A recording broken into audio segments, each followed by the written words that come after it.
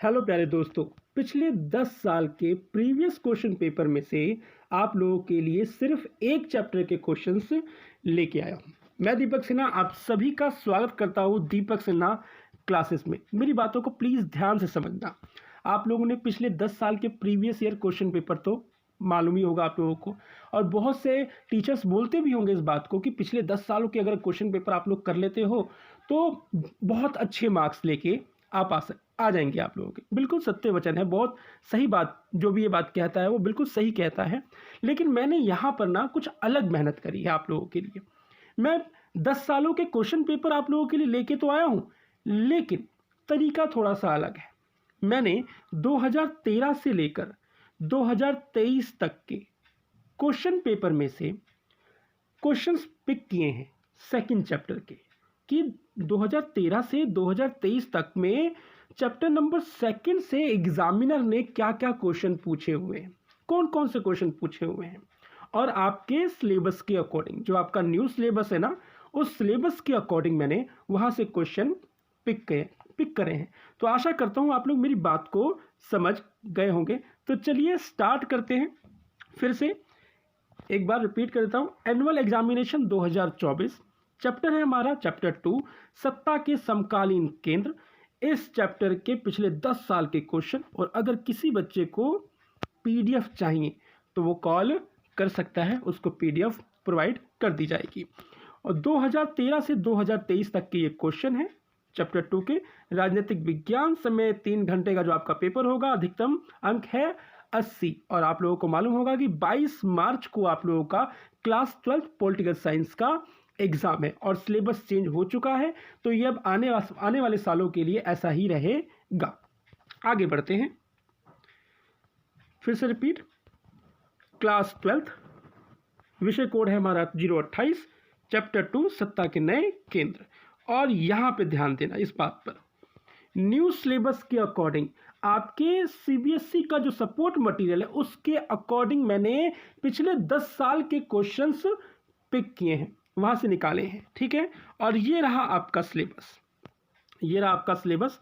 आपके support material में ये सिलेबस लिखा हुआ है। इस सिलेबस के अकॉर्डिंग ही मैंने क्वेश्चन पिक किए हैं, उठाए हैं वहाँ से, क्योंकि कुछ चेंजेस हुए हैं, कुछ नया ऐड किया गया है। तो जो कट गया है उनमें से अगर क्वेश्चन पूछा गया है तो मैंने उस क्वेश्चन को पिक नहीं किया। आपके सिलेबस के अकॉर्डिंग ही मैंने क्वेश्चंस वहाँ से पिक किए हैं। एक और बात बोल दूं कि मैंने पोस्टर और गद्यांश को पिक नहीं किया।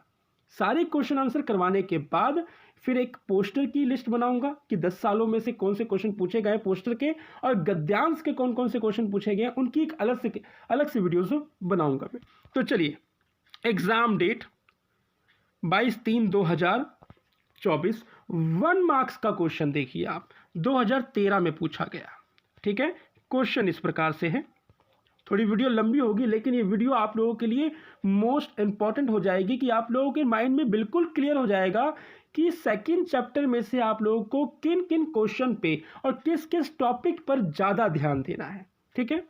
क्वेश्चन है हमारा, आसियान से क्या अभिप्राय है दक्षिण पूर्व अफ्रीका राष्ट्रों का संगठन। यानी कि पूर्ण लिखिए, ठीक करके लिखना था। तो आंसर है हमारा, आसियान से अभिप्राय है दक्षिण पूर्व एशियाई राष्ट्रों का संगठन। ये 1 मार्क्स का क्वेश्चन है, 2013 में पूछा गया है। यहां तक मैंने आरएनडी करी है कि सेट 1 सेट 2 में भी जो क्वेश्चन पूछे गए हैं मैंने वो उन क्वेश्चन को भी इस वीडियो के अंदर लिखा हुआ है। आप लोग मार्केट के अंदर देखोगे तो एक बुक का नाम मैं बोलूं, क्योंकि मैंने उसका सहारा लिया है, Satish and brothers. Previous papers के लिए सतीश एंड ब्रदर्स बहुत ही अच्छी बुक है, और उसी बुक को मैंने परचेज किया आप लोगों के लिए, और उसी बुक में से ये 10 साल के क्वेश्चंस मैं छांट के आप लोगों को दे रहा हूं। आप लोग देख भी रहे होंगे कि मैंने किस तरीके से मेहनत करी हुई है। आगे बढ़ते हैं। अभी 1 मार्क्स के ही क्वेश्चन चल रहे हैं। अब आ जाइए, 2014 में पूछा गया सेट 2 के अंदर कि यूरोपीय संघ के 2 सदस्य देशों के नाम लिखिए जो संयुक्त राष्ट्र की सुरक्षा परिषद के स्थायी सदस्य हैं, ब्रिटेन और फ्रांस, ठीक है। आगे 2014 के सेट 3 में क्वेश्चन पूछा गया, आसियान के 2 संस्थापक सदस्य राज्यों के नाम लिखिए। Indonesia, Malaysia.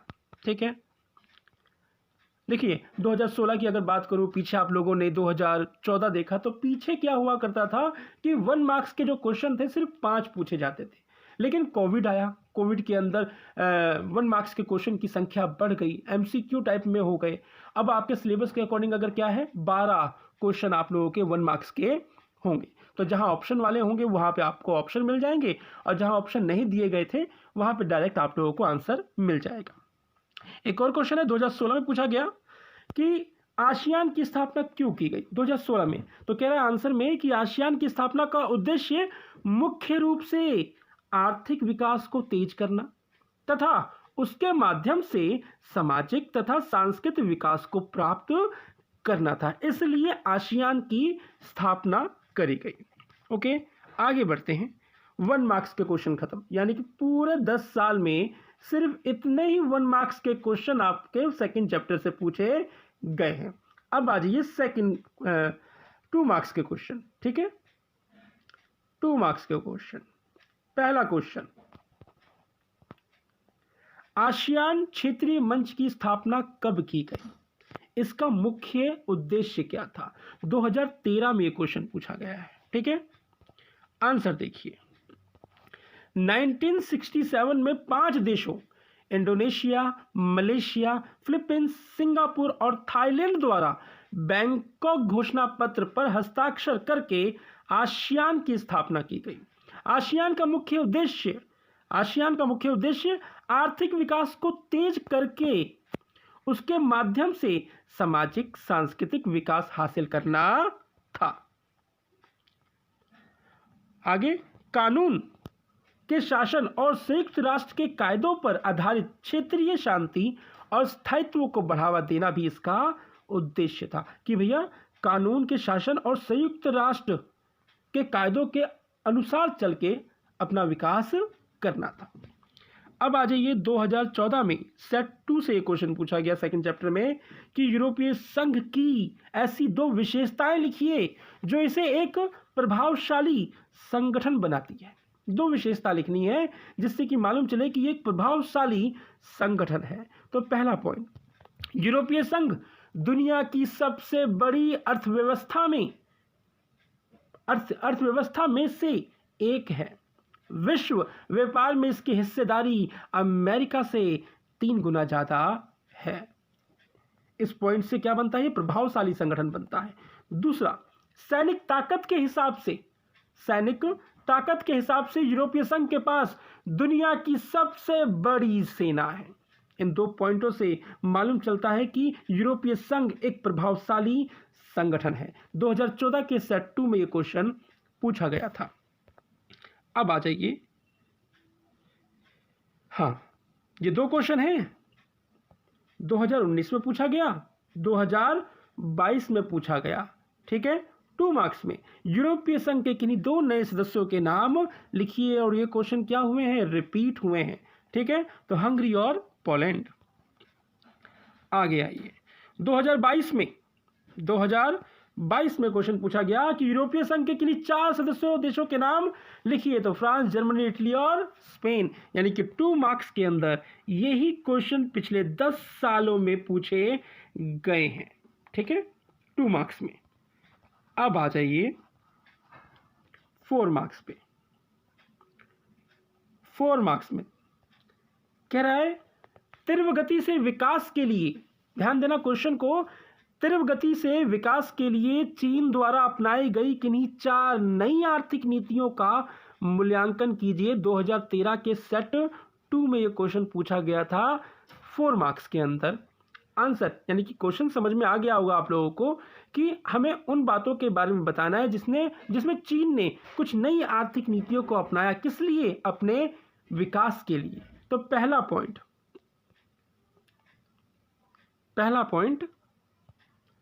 1973 में चीन के प्रधानमंत्री चाओ एन लाय, याद रखना नाम, 1973 में चीन के प्रधानमंत्री चाओ एन लाय ने कृषि, उद्योग, सेना और विज्ञान प्रौद्योगिकी के क्षेत्र में आधुनिकीकरण की नीति अपनाई अपने देश के विकास के लिए। दूसरा, 1978 में तत्कालीन नेता डेंग शाओवेंग ने चीन में आर्थिक सुधारों एवं खुले द्वार की नीति की घोषणा की। कब? 1978 में। इसी में कहा जाता है कि चीन ने अमेरिका के साथ अपने जो संबंध थे उन संबंधों को सुधारा और अपने एकांतवास को, चीन ने अपने एकांतवास को क्या किया? तोड़ा और बाहर व्यापार करना उसने स्टार्ट किया। तीसरा पॉइंट, 1982 में खेती का निजीकरण किया गया। ठीक है, ये 3 पॉइंट। और चौथा पॉइंट कह रहा है 1989 में उद्योगों के निजीकरण की नीति अमल में लाई गई जिससे कि चीन का क्या हो सके? विकास हो सके। 2013 के सेट 2 के अंदर ये क्वेश्चन पूछा गया था 4 मार्क्स में, सेकंड चैप्टर से। ठीक है, अब आते हैं हम नेक्स्ट। आसियान शैली से क्या अभिप्राय है? आसियान शैली से क्या अभिप्राय है? इसके किन्हीं 2 उद्देश्यों का उल्लेख कीजिए।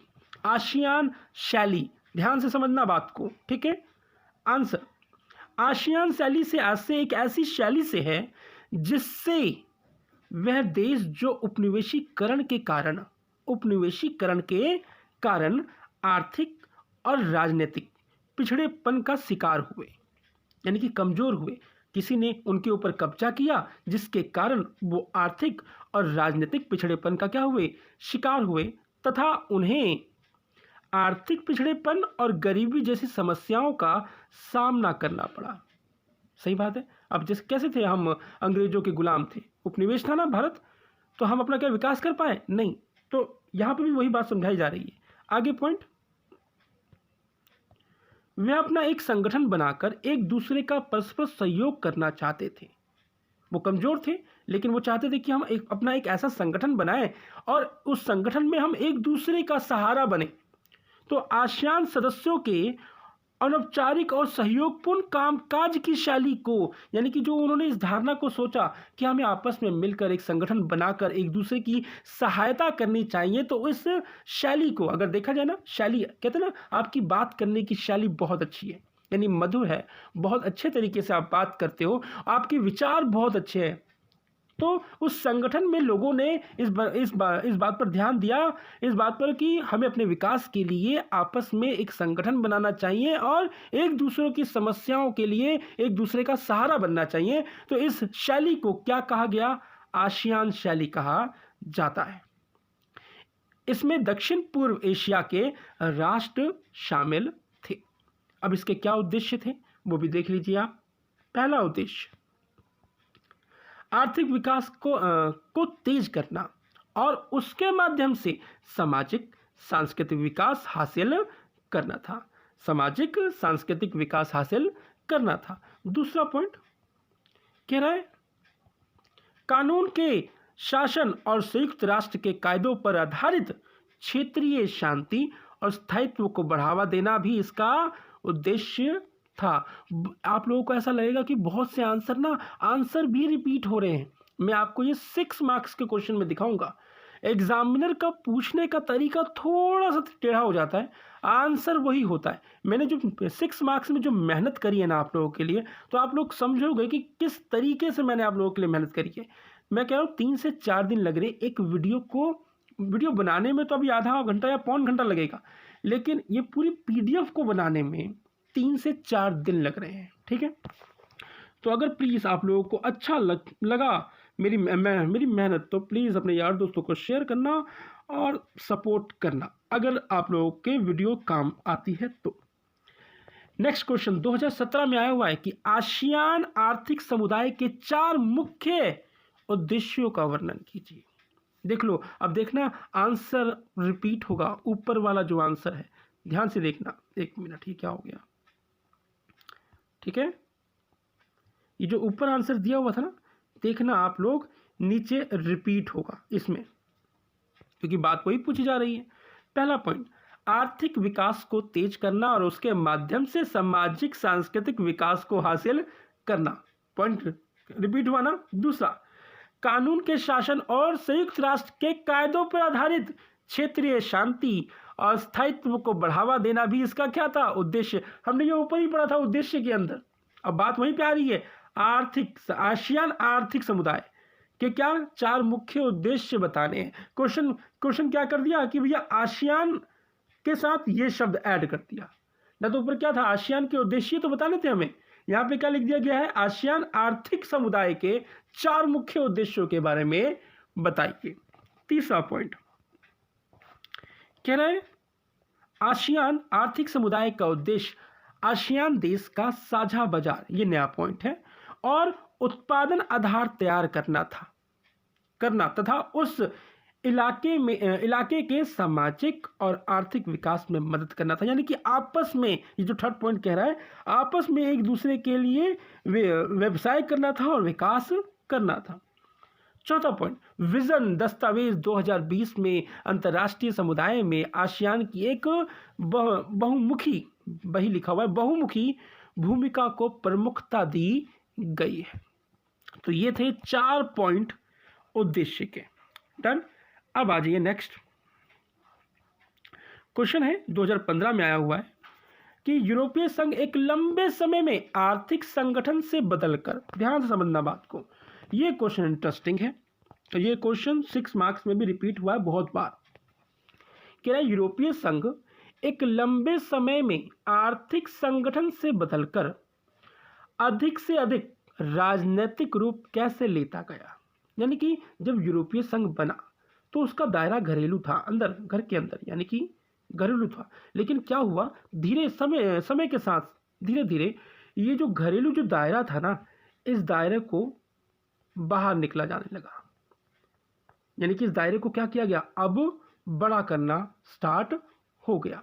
तभी नीचे कह रहा है कि अधिक से अधिक राजनीतिक रूप कैसे लेता गया। 2015 में क्वेश्चन पूछा गया है, लेकिन नीचे या करके एक और क्वेश्चन है, देखना यहाँ पर ये क्वेश्चन। अब मैंने यहाँ पे जो मेहनत करी उस चीज़ को प्लीज़ आप लोग समझना। या करके एक और क्वेश्चन है कि यूरोपीय संघ एक अधिराष्ट्रीय संगठन के रूप में कैसे उभरा 2015 में, या करके, यानी कि दोनों का मतलब एक ही है अगर देखा जाए, इस क्वेश्चन का और इस क्वेश्चन का।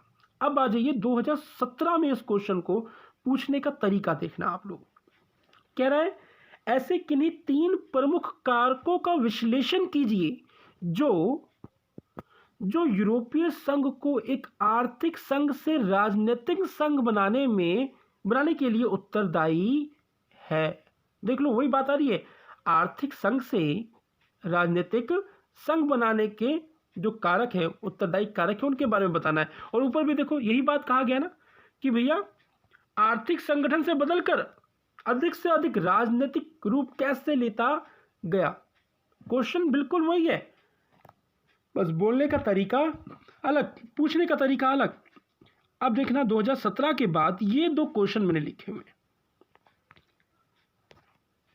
अगर इस तरीके से एग्जामिनर पूछ ले कि यूरोपीय संघ से आप क्या समझते हैं और वो क्वेश्चन क्या हो 6 मार्क्स के बारे में, तो जो आंसर है ना, उस आंसर में ये बताया गया है कि उसकी स्टार्टिंग कैसी हुई, जब वो घरेलू था, और घरेलू के बाद वो किस तरीके से धीरे धीरे उसने अपना विकास किया और वो बाहर निकलना से शुरू कर दिया। तो ये आंसर पूरा कंप्लीट कर देगा। या दूसरे तरीके से पूछा जाए कि एक अभी क्या नाम अधि लिखा हुआ है, एक अधिराष्ट्रीय, गलत यहाँ पे, एक अधिराष्ट्रीय संगठन के रूप में यूरोपीय संघ की भूमिका की व्याख्या कीजिए। और ये 6 मार्क्स में क्वेश्चन पूछ लिया जाए तो आंसर सेम है। यानी कि ये मैंने ब्लू कलर से इसलिए लिखा है कि आप लोगों को मालूम चल जाए कि अगर इस तरीके से क्वेश्चन पूछ लिया जाए तो आंसर जो मैंने नीचे लिखा हुआ है वही है, और ऊपर ब्लैक से इसलिए कि आपको मालूम चल जाए कि कौन सा क्वेश्चन किस सन में कैसे पूछा गया है। अब आ जाइए आंसर पर, ध्यान देना बात को। आंसर कह रहा है यूरोपीय संघ यूरोप के देशों का एक महत्वपूर्ण संगठन है। बिल्कुल सही बात है। 1949 में यूरोपीय परिषद का निर्माण हुआ। 1 मार्क्स में पूछा जा सकता है, इसको याद जरूर करना, ठीक है। दूसरे विश्व युद्ध के पश्चात यूरोपीय देश एक दूसरे के नज़दीक आए, क्योंकि 1945 के बाद पूरे मतलब यूरोपीय देशों की अर्थव्यवस्था लड़खड़ा गई थी भैया, युद्ध के अंदर शामिल थे।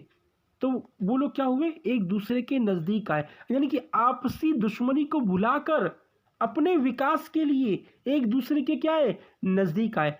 और आर्थिक समस्याओं को दूर करने के लिए यूरोपीय देश संघ बनाने लगे कि भैया अपनी जो कमजोरियां हैं उनको दूर करने के लिए हमें संघ बनाना बहुत जरूरी होगा। आगे 1957 में यूरोपीय इकोनॉमिक कम्युनिटी का गठन हुआ। यूरोपीय देश अब ये महसूस करने लगा कि आपसी राजनीतिक संघर्षों के होते हुए वे अपना आर्थिक निर्माण विकास नहीं कर सकते। यानी कि उनको महसूस हो गया कि भैया हम अगर आपस में दुश्मनी रखेंगे, तनातनी रखेंगे, तो हम किसी भी कीमत पर अपना विकास नहीं कर सकते। ठीक है, आगे इस उद्देश्य की प्राप्ति हेतु इन देशों ने आपसी सहयोग को आधार माना और 1992 में यूरोपीय संघ की स्थापना हुई। यूरोपीय संघ की स्थापना 12 देशों ने मिलकर की। आशा करता हूं आप लोगों को पॉइंट समझ में आ गए होंगे कि देखो अब टॉप से लेके बॉटम तक बता दिया गया। 1949 में स्टार्ट हुआ और भैया धीरे धीरे, यानी कि एक ही बार में यूरोपीय संघ थोड़ी बना, पहले कुछ लोगों के मत हुए। तो 1949 में वो यूरोपीय आर्थिक समुदाय, एक मिनट ये क्या हो गया, हाँ, यूरोपीय आर्थिक समुदाय का निर्माण हुआ। फिर बात आगे बढ़ी, 1957 में यूरोपीय इकोनॉमिक कम्युनिटी का गठन हुआ और धीरे धीरे जाकर 1992 में 12 देशों ने मिलकर यूरोपीय संघ का क्या किया, निर्माण किया। अब आ जाइए इसके पॉइंट्स के ऊपर। कह रहे यूरोपीय संघ के उद्देश्य निम्नलिखित है। पहला पॉइंट, संघ के देशों की एक समान मुद्रा होगी। आपस में उन लोगों ने निर्णय लिया कि एक समान मुद्रा होगी। दूसरा, सभी देश एक साझी विदेश नीति को अपनाएंगे। ठीक है। तीसरा, सभी सदस्य देशों में एक समान श्रमिक कानूनों को लागू किया जाएगा। चौथा, संघ के देशों में एक समान नागरिकता को अपनाने के लिए प्रयास किए जाएंगे। ये थे उनके उद्देश्य। पांचवा पॉइंट, यूरोपीय संघ के नाम एक केंद्रीय बैंक की स्थापना की जाएगी। छठा पॉइंट, तेज गति से अपना आर्थिक विकास करना। सातवां पॉइंट, आपसी सहयोग को बढ़ावा देना। तो धीरे धीरे ये अब मतलब घर से राजनीतिक होता चला गया। ठीक है, अब आते हैं नेक्स्ट क्वेश्चन पे। 2015 के सेट 2 में ये क्वेश्चन पूछा गया कि यूरोपीय संघ के आर्थिक और सैनिक प्रभाव की व्याख्या कीजिए। यानी कि ताकत के बारे में बताना है यहाँ पर सैनिक यूरोपीय संघ की। ठीक है, बहुत से मिले जुले शब्द ऊपर जो आपने अभी पढ़े हैं ना, वो आप लोगों को नीचे भी मिलेंगे क्योंकि यूरोपीय संघ की बात हो रही है। आंसर कहता है कि आर्थिक, राजनीतिक, कूटनीतिक व सैन्य प्रभाव का स्तर बढ़ता यूरोपीय संघ को प्रभावशाली करार देता है। यानी कि ये जो धीरे धीरे बढ़ रहा है आर्थिक, राजनीतिक, कूटनीतिक, सैन्य प्रभाव का जो स्तर बढ़ रहा है, यूरोपीय संघ को एक प्रभावशाली करार देता है कि हाँ भाई, दम है इस संघ के अंदर कि धीरे धीरे इसने अपना विकास बहुत ही जबरदस्त तरीके से किया। आगे सन 2005 में इसका सकल घरेलू उत्पाद 12,000 अरब डॉलर से भी अधिक था। अभी मैं वर्तमान में बात कहूँ गूगल बाबा के अकॉर्डिंग जो भी आएगा 17,000 अरब डॉलर तक पहुंच गया है। ठीक है, आगे ये दुनिया की सर्वाधिक बड़ी अर्थव्यवस्था के रूप में समझ आती है, मतलब समझ में आती है कि भैया ये बड़ी अर्थव्यवस्था है। ब्रिटेन और फ्रांस यूरोपीय संघ के दो महत्वपूर्ण सदस्य हैं। यूरोपीय संघ सैन्य शक्ति के मामले में विश्व की दूसरी सबसे बड़ी शक्तिशाली सेना का स्वामी है। ये पॉइंट अभी ऊपर भी आया था। अमेरिका के पश्चात इसका कुल रक्षा बजट सर्वाधिक है। यूरोपीय संघ के दो ब्रिटेन और फ्रांस के पास परमाणु बम है। अनुमान है कि इनके पास लगभग 550 परमाणु भंडारण है। यानी कि इनके जखीरे के अंदर ये अनुमान लगाया जाता है कि 550 परमाणु भंडारण है। अगर मैं इस डाटे की बात करूं तो ये डाटा आपके एनसीईआरटी के बुक में लिखा हुआ है, तो मैंने वही लिखा है। कह रहे हैं अंतरिक्ष विज्ञान व संचार प्रौद्योगिकी के विषय में भी यूरोपीय संघ विश्व में द्वितीय स्थान पर आसीन है, बैठा हुआ है, दूसरा नंबर है। कह रहे हैं अनेक विश्वों में इसके सदस्य राष्ट्र स्वयं भी विदेशी व रक्षा नीति तय करते हैं।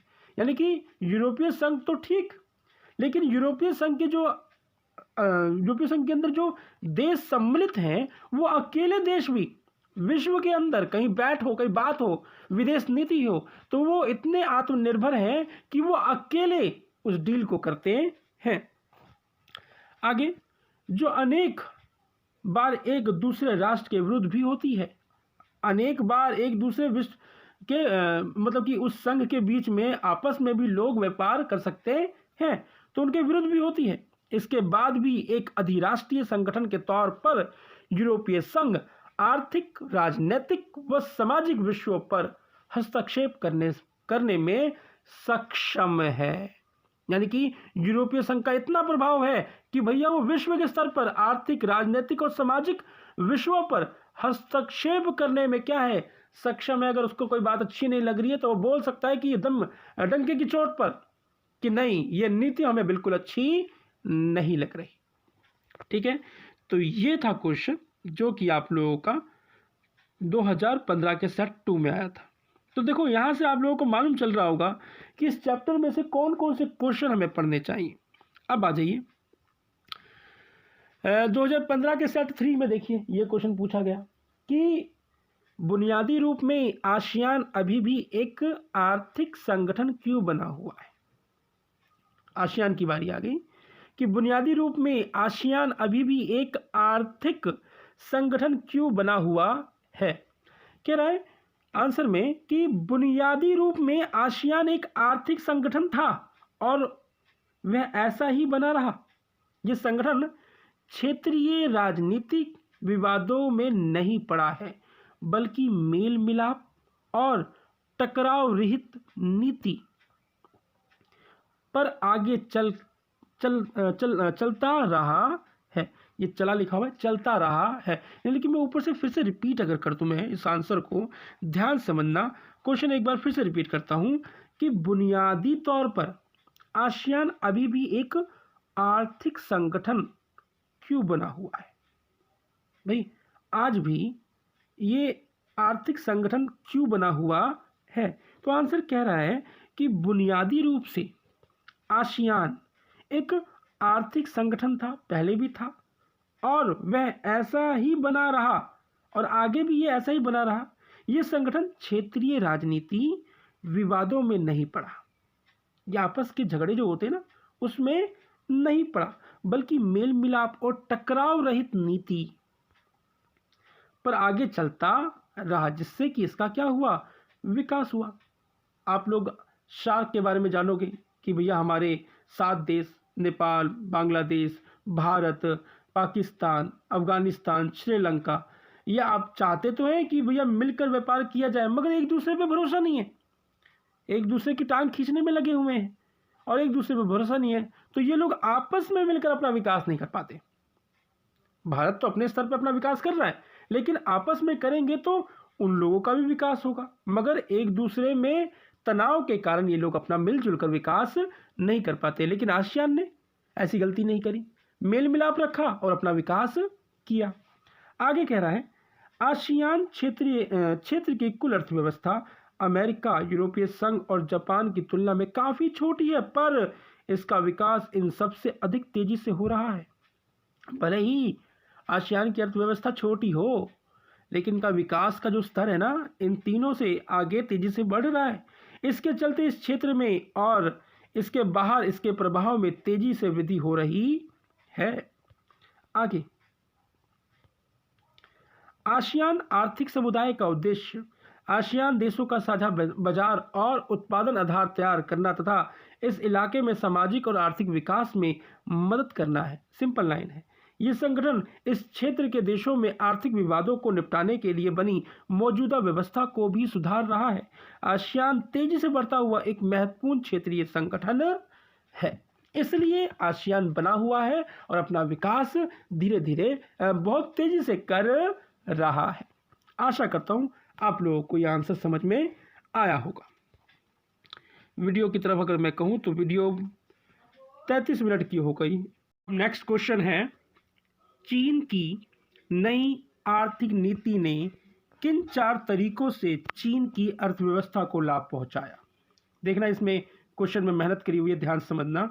फिर से क्वेश्चन को रिपीट कर रहा हूं कि चीन की नई आर्थिक नीति ने किन 4 तरीकों से चीन की अर्थव्यवस्था को लाभ पहुंचाया? एक और क्वेश्चन, ये 2016 में आया हुआ था। यह है एक और क्वेश्चन, सेम आंसर एक ही होगा। चीन की नई आर्थिक नीतियों ने चीन की अर्थव्यवस्था को किन 4 तरीकों से लाभ पहुंचाया? 2017 के सेट 2 में ये क्वेश्चन आया।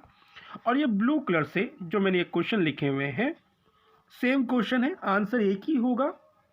ये मेरे नोट्स का है तो ये 17 नंबर वहाँ से मैंने कॉपी करके लिखा हुआ है। क्वेश्चन है, चीनी अर्थव्यवस्था की उत्पत्ति के लिए उत्तरदायी कारकों की व्याख्या कीजिए। सेम आंसर रहेगा। एक और, चीन की उभरती हुई अर्थव्यवस्था का वर्णन करो। तो नीचे रहा इसका आंसर कि चीन के बारे में पूरी बातें बताई गई हैं। अब मैं इसको पढ़ाऊंगा नहीं, आप लोग खुद पढ़ना, क्योंकि ऊपर के जो पॉइंट्स थे ना, कुछ जैसे 73 में ऊपर वाला पॉइंट्स आपने देखा होगा, 78 का पॉइंट्स ऊपर देखा होगा, तो ये सेम होंगे जैसे खुले द्वार की नीति अपनाई। तो एक बार आप इसको रीड आउट करना, बहुत ही ईजी लैंग्वेज में। अपने नोट्स की कॉपी मैंने यहाँ पे करी हुई है। बाकी आपको मेरे नोट्स अगर देखने हैं तो प्लेलिस्ट में जाए, पूरे चैप्टर की स्क्रीन रिकॉर्डिंग मैंने कर रखी है। तो ये रहा आंसर। और विशेषताएं, हाँ एक और चीज पॉइंट को ध्यान समझना, अगर इन क्वेश्चन की जगह पर यह लिखा जाए कि चीन की विशेषताओं के बारे में बताइए, चीन की विशेषताओं के बारे में बताइए, तो यही आंसर रहेगा। ठीक है, पहले आप क्या करोगे, थोड़ा सा चीन के बारे में लिखोगे कि चीन कब साम्यवाद की सरकार बनी, स्थापना हुई, फिर क्या क्या हुआ, और फिर उसने किस तरीके से अपना विकास किया। तो ये चीन के मॉडल की विशेषता। आंसर नीचे 6 पॉइंट्स रहेंगे। तो ये 2 पॉइंट्स, ये तीसरा और चौथा पॉइंट। ठीक है, और हाँ, और से पहले प्लीज ये 1 मार्क्स में जरूर याद कर लेना, ये पूछा जाता है फुल फॉर्म। ठीक है, सेज के बारे में, स्पेशल इकोनॉमिक जोन, 5वां पॉइंट और ये 6ठा पॉइंट। ठीक है, अब आ जाइए नेक्स्ट क्वेश्चन पे, ध्यान देना। ये मैं पहले कह रहा हूँ, 2 क्वेश्चन है, एक 2015 के सेट 2 में पूछा गया और एक 2017 के सेट 3 में क्वेश्चन पूछा गया। क्वेश्चन क्या है, ध्यान समझना कि चीन की अर्थव्यवस्था में तो सुधार हुआ है। अभी देखो, ऊपर वाला जो हमने क्वेश्चन किया, हमने ये देखा कि चीन ने किस प्रकार से अपना विकास किया है। ठीक है, चीन ने किस तरीके से अपना विकास किया हुआ है। लेकिन यहां पे क्वेश्चन क्या कह रहा है कि चीन की अर्थव्यवस्था में सुधार तो हुआ है, परंतु वहां प्रत्येक चीनी को सुधारों का लाभ नहीं पहुंचा। कोई 4 कारण स्पष्ट कीजिए। यानी कि चीन का हम देख रहे हैं विकास तो हुआ है, यानी कि लेकिन प्रत्येक चीनी व्यक्ति को उस विकास का फायदा नहीं हुआ। एक और क्वेश्चन, चीन की अर्थव्यवस्था में सुधार के बावजूद चीन के लोगों पर पड़े इसके किन्हीं 4 दुष्प्रभाव का उल्लेख कीजिए। दोनों क्वेश्चन एक ही है। ठीक है, आंसर पे आते हैं। पहला पॉइंट मैं बोल देता हूं। ठीक है, पहला पॉइंट कहता है कि चीन की अर्थव्यवस्था में नाटकीय सुधार हुआ, लेकिन इन सुधारों का लाभ हर किसी को नहीं मिला। सिंपल पॉइंट था। दूसरा पॉइंट, चीन में बेरोजगारी बढ़ी है तथा लगभग 10 करोड़ लोग रोजगार की तलाश में हैं। तीसरा पॉइंट, चीन में महिलाओं के रोजगार तथा काम करने की जो परिस्थितियां हैं उतनी ही खराब है जितनी यूरोप में 18वीं तथा 19वीं सदी में थी। यानी कि महिलाओं की काम करने की स्थिति क्या है, बेकार है चीन में। आगे का पॉइंट लास्ट कह रहा है, अनियंत्रित आर्थिक गतिविधियों के कारण के नुकसान तथा भ्रष्टाचार जैसे नकारात्मक परिणाम भी सामने आए हैं। तो ये थे 4 पॉइंट कि भैया इन कारणों से प्रत्येक व्यक्तियों को सुख सुविधा नहीं मिली, विकास हुआ है लेकिन सुख सुविधा नहीं हुई। अब आइए नेक्स्ट क्वेश्चन पे, ध्यान से देखना, ठीक है। और मैंने मेहनत करी हुई है 3 क्वेश्चन और हैं, 4 क्वेश्चन भी हैं, तो ये प्लीज़ आप लोग देखना ध्यान से। क्वेश्चन है 2018 और 2020 में आया हुआ है क्वेश्चन कि यूरोपीय संघ को प्रभावशाली संगठन बनाने वाले किन्हीं 4 कारकों की व्याख्या कीजिए। प्रभावशाली संगठन बनाने वाले किन्हीं 4 कारकों की व्याख्या करनी है। और एक और क्वेश्चन कह रहा है कि यूरोपीय संघ एक अति प्रभावशाली क्षेत्रीय संगठन है। ये बिल्कुल सही बात है। किन्हीं 4 उपयुक्त तर्कों द्वारा इस कथन को नियोजित ठहराइए कि हाँ, कि 4 पॉइंट में ये मालूम चल जाए कि भैया यूरोपीय संघ एक अति प्रभावशाली संगठन है, ठीक है। ये जो 3 क्वेश्चन आप लोग देख रहे हो, आंसर एक ही रहेगा। जो ऊपर 2 क्वेश्चन लिखे हैं ना, उसका भी आंसर एक ही है। इस तरीके से भी अगर पूछा जाए तो आंसर यही होगा जो नीचे आप लोग देखोगे। यूरोपीय संघ की सफलताएं या उपलब्धियों की व्याख्या कीजिए। नेक्स्ट, यूरोपीय संघ को क्या चीजें एक प्रभावशाली क्षेत्रीय संगठन बनाती है वो बताना है। और यूरोपीय संघ को आर्थिक, राजनीतिक तथा सैनिक क्षेत्र में एक अति प्रभावशाली क्षेत्रीय संगठन क्यों समझा जाता है। देखा, सेम। एक और क्वेश्चन, अरे एक मिनट, हाँ, यूरोपीय संघ में अपना राजनीतिक और कूटनीतिक प्रभाव किस प्रकार कार्यान्वित किया। देख लो, 6 क्वेश्चन है मेरे ख्याल से, क्वेश्चन 1, 2, 3, 4, 5, 6 और एक ही आंसर है। इस प्रकार की मेहनत करी हुई है। और ये पॉइंट्स में बोलूँगा नहीं, ये पॉइंट्स ऊपर भी आपने देखे थे और बड़े इजी पॉइंट्स हैं, जिससे कि हमें मालूम चल जाता है कि यूरोपीय संघ क्यों प्रभावशाली एक संगठन है। तो ये कुछ पॉइंट्स यहाँ पर, 3 पॉइंट यहाँ पे कंप्लीट एक स्क्रीन के अंदर, ठीक है। अब आ जाइए पॉइंट नंबर 4 से। देखिए, मैंने उस टाइम कहा था ना 17,000 अरब डॉलर का पॉइंट लिखा हुआ है इसके अंदर, ठीक है। तो ये 3 पॉइंट इधर। अब आते हैं, बस वीडियो लंबी हो रही है इसलिए मैं समझा नहीं रहा। और सबसे बड़ी बात यह है कि इजी पॉइंट्स हैं, आप लोग खुद पढ़ोगे तो समझ में आ जाएगा। ये कुछ पॉइंट्स, 9 पॉइंट्स में आंसर कंप्लीट है, ठीक है। देख लो, 1 मार्क्स में 12 देशों से यूरोपीय संघ बना था, लेकिन वर्तमान में 27 देश अब इसके अंदर इंक्लूड है, ठीक है। अब आ जाइए जी, शार्क। देखिए, ये शार्क का क्वेश्चन मैंने लिख दिया था, मगर बाद में मालूम चला मैंने 5-6 क्वेश्चन पहले डिलीट कर दिए, कट कर दिए कि नहीं ये तो है ही नहीं सिलेबस के अंदर। तो मैंने यहाँ पे इस क्वेश्चन को रखा आप लोगों को बताने के लिए कि ये आपका ये सिलेबस के अकॉर्डिंग था, लेकिन पुराना, नए के अकॉर्डिंग नहीं है, सपोर्ट मटेरियल के अकॉर्डिंग नहीं है। तो इसलिए मैंने इसका आंसर भी नहीं लिखा। लेकिन इसका अगर मैं कहूँ तो चैप्टर नंबर 5 में थोड़ा सा झुकाव आपको देखने को मिलेगा। वहाँ पे कुछ पॉइंट्स में आप लोगों को इस क्वेश्चन के आंसर वहाँ पर मिलेंगे, ठीक है। तो इसलिए मैंने इसको काट दिया। अब आ जाओ 6 मार्क्स में, और 6 मार्क्स में क्वेश्चन ये 3, 2016, 2017, 2019, ठीक है। क्वेश्चन को पढ़ देता हूं, ध्यान समझना, बात एक ही कही जा रही है।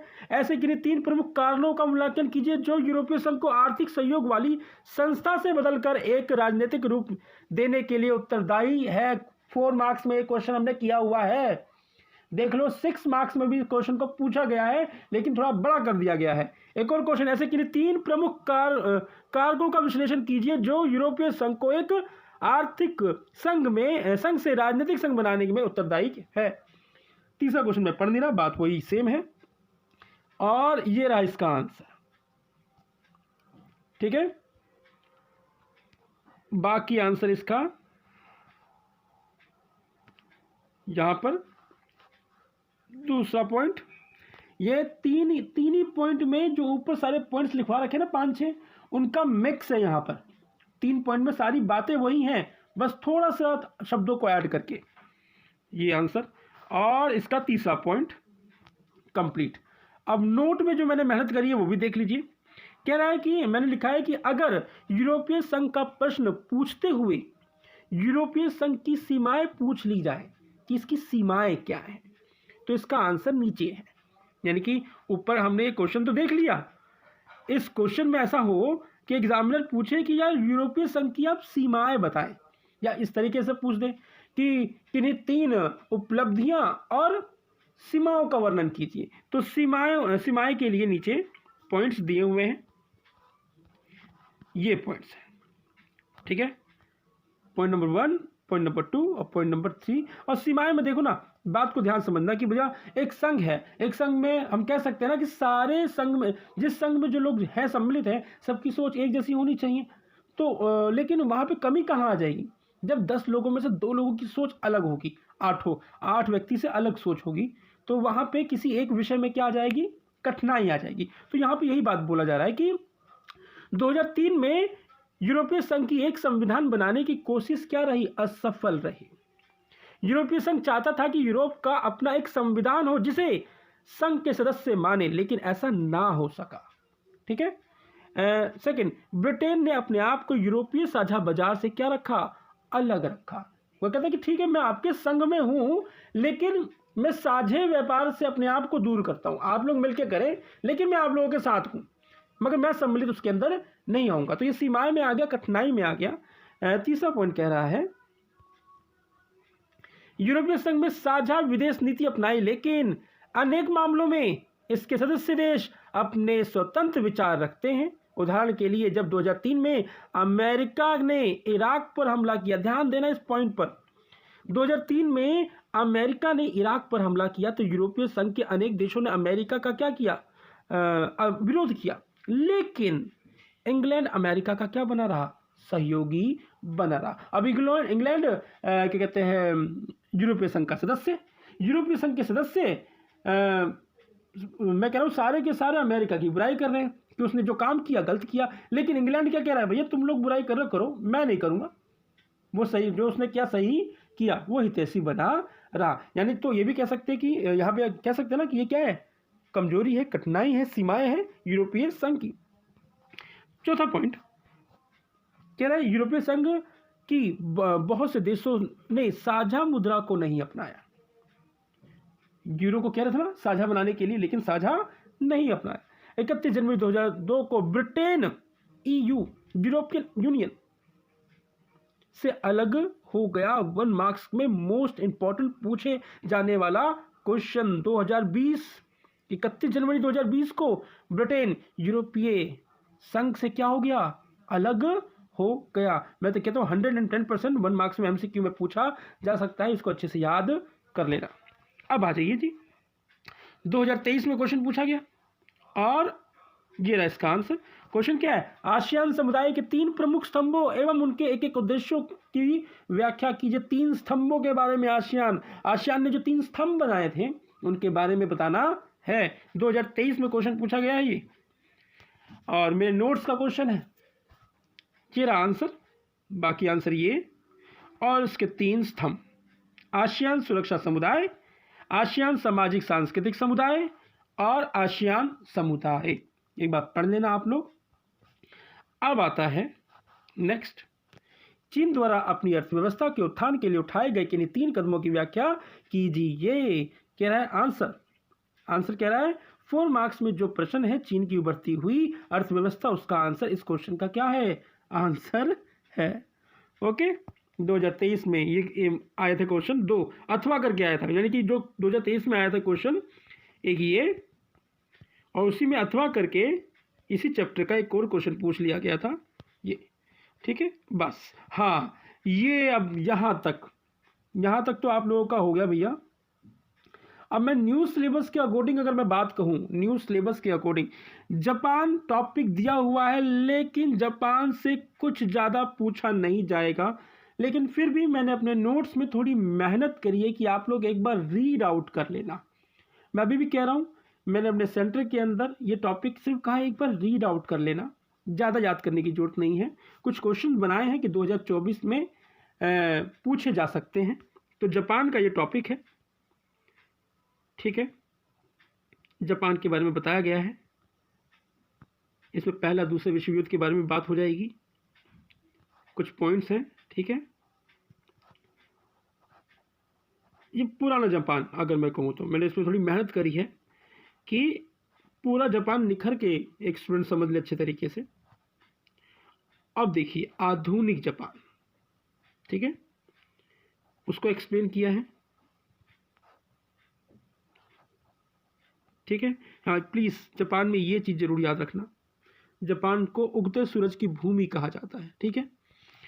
और आगे के पॉइंट्स कुछ, कोई क्वेश्चन नहीं बनेगा अभी भी कह रहा हूँ, पिछले साल भी कहा था क्योंकि जापान पहले से था एनसीईआरटी की बुक में, और दक्षिण कोरिया का भी टॉपिक एनसीईआरटी की बुक में पहले से ही था, अब थोड़ा सा बढ़ा दिया गया है, अलग बात है, ठीक है। ये कुछ पॉइंट्स हैं, ठीक है। अब ये मैंने जापान का एक क्वेश्चन बनाया है, बस अपने स्टूडेंट्स को कहा है मैंने कि पढ़ लो, मेरे नोट्स का है क्वेश्चन नंबर 23, तो इसमें मैंने बस कट कॉपी पेस्ट किया है, इसमें बस एक राजनीतिक विशेषता बता दी है उसके बारे में, आर्थिक विशेषता जापान की बता दी गई है, ठीक है। सैन्य विशेषता जापान की बता दी गई है कैसी है, ठीक है। भारत और जापान के संबंध, इस तरीके से भी कोई क्वेश्चन पूछा जा सकता है, लेकिन बस क्वेश्चन एक दो बार पढ़वा रहा हूँ स्टूडेंट से, ज़्यादा कुछ करवा नहीं रहा मैं अपने स्टूडेंट से, ठीक है। ये रहे पॉइंट्स,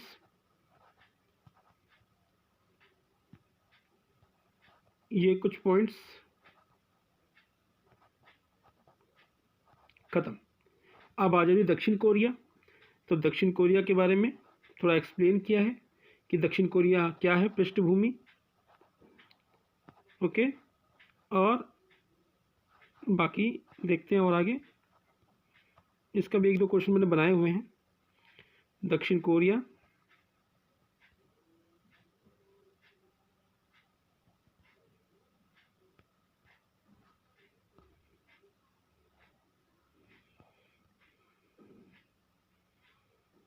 मैं धीरे धीरे स्क्रॉल कर रहा हूँ कि आप अगर यहाँ तक पहुँचे हो तो आराम आराम से आप पढ़ सकते हो।